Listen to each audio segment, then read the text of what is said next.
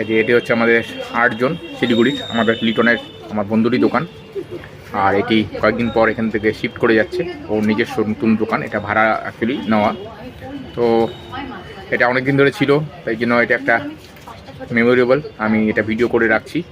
আশা করি ওরও এটা ভালো লাগবে। লিটন নেই এখন, তো আমি তোমাদের ক্যামেরা ঘুরে দেখাচ্ছি।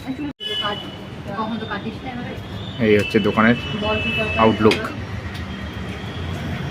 এই হচ্ছে আমাদের লিটনের 8 জনের পুরনো দোকান, এটা বন্ধ হয়ে যাচ্ছে কয়েকদিন পর, এটাই জন্য ভিডিও করে রাখছি। লিটন নেই, লিটন ঘুমাচ্ছে বাড়িতে, আমার ভিডিও করছি এখানে।